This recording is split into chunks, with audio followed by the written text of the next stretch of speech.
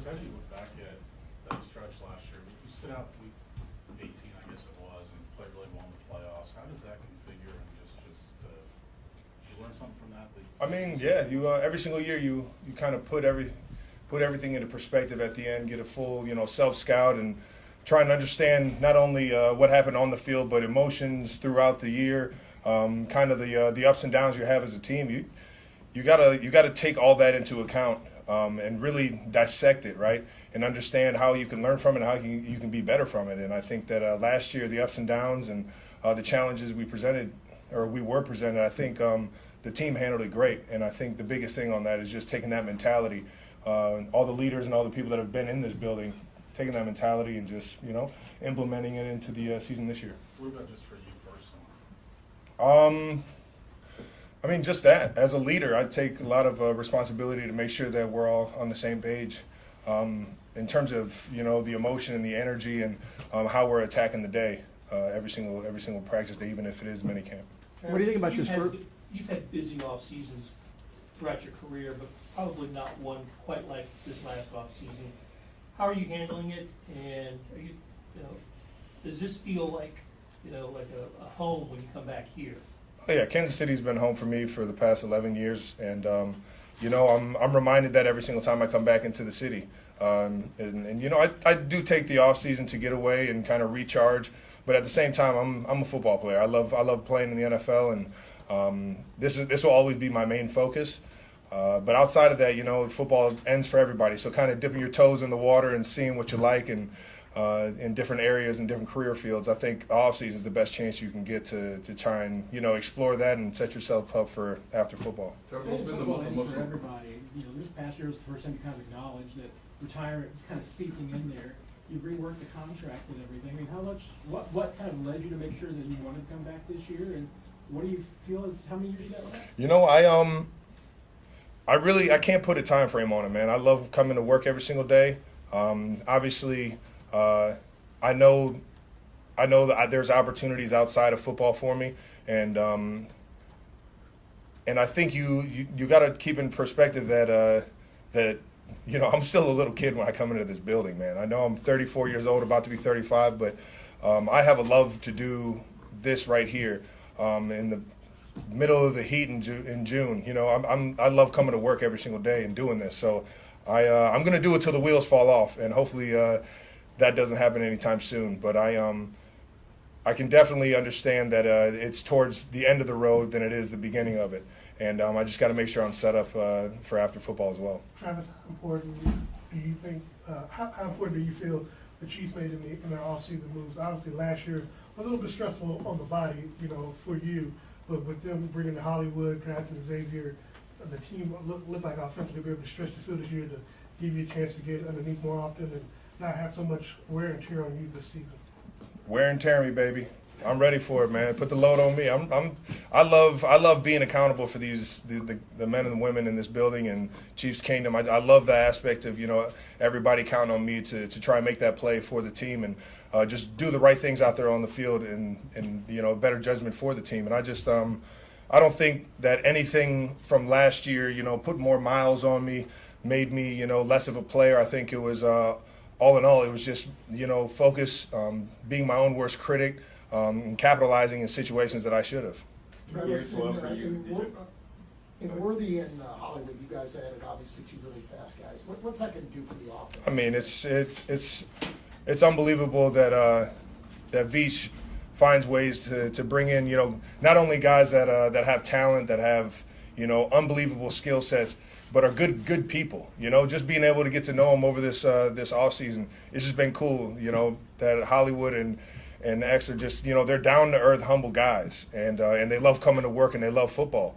And when you bring that kind of mentality into a building that has that culture already set, the sky's the limit for those guys, and I'm excited that they're here. Travis, year 12 for you, how do you keep that consistency so that, your approach to the game doesn't jump? I only know one way at this point, man. It's the Andy Reid way, and it's you have a certain focus to each day, set yourself up to get better and better, and seeing where the team is now, you have to find a way to play your best from this point on all the way till hopefully January and February. And I mean, the road has started, and I'm excited for it. But I only know one way, and that's the Andy Reid way. You played David Njoku's softball game of the weekend. He said you're one of the nicest individuals he ever met.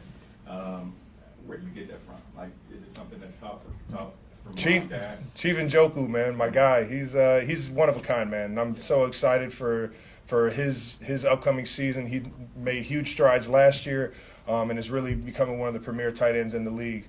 So I'm excited for him, and I'll always try and support our fellow tight ends in this world. So I appreciate him saying those kind words. But I like to say my father would slap me silly if I was any other way.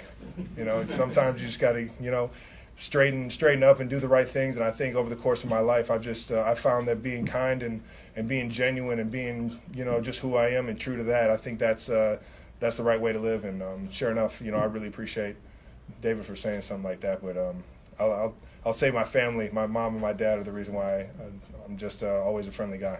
We'll go across the room. Go ahead, Emily. This is a little off topic, but there's a YouTube short of you cooking with your significant other, and I just kind of want to know what you like cooking together. That's a good question. I respect that question, but I'm going to keep that one to myself because I thoroughly enjoy cooking with her. So it's something I would rather just keep personal. Nate? Travis, you mentioned you have obviously opportunities off the field, but just what have you enjoyed most about maybe seeing the potential this offseason? And then, Andy said, hey, we may have to reduce your snap count a little bit to obviously, elongate your career.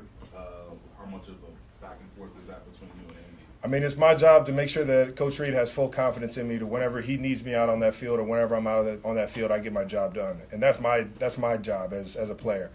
Coach Reid, he'll tell you he's got 51%.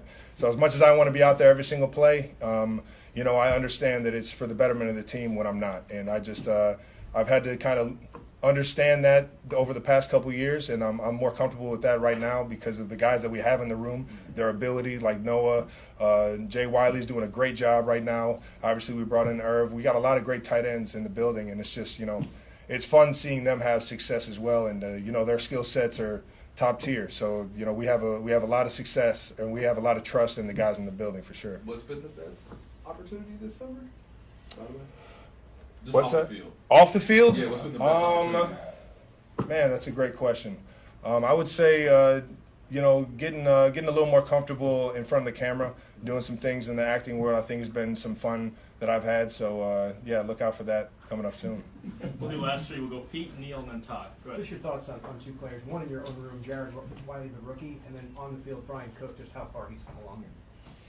Man, I'll tell you what, I love B. Cook. That guy, what I've seen since he came from Cincinnati into the building, how he's handled the adversity in terms of the injury and just the ups and downs, throughout our wins and losses, man. He's an absolute stud of a professional and a football player.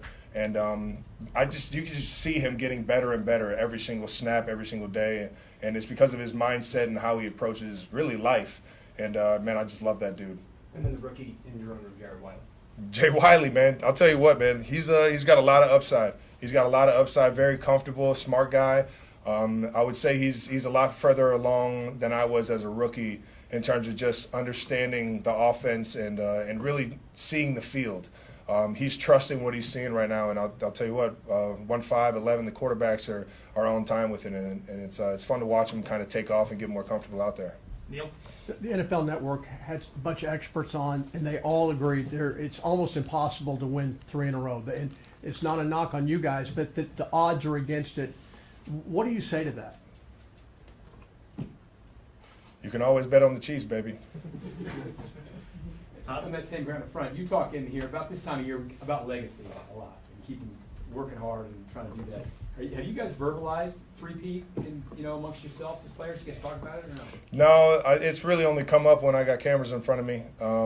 I think everybody is pretty motivated to keep the mentality that we had last year. We didn't get to, back-to-back by always talking back-to-back. We got there by trying to figure out what's the best way to get better from last week and yesterday. And I think that mentality is key in something like this. You can't get too far down the road. Obviously, there's a goal set But there's a bunch of them that are set before that, like trying to win the division, trying to get first place in the AFC. Those kind of things are more obtainable right now than thinking about the three-peat at the end of the year. Thanks, Travis. Thank you. Appreciate it. Taylor makes a great Pop-Tart and cinnamon roll.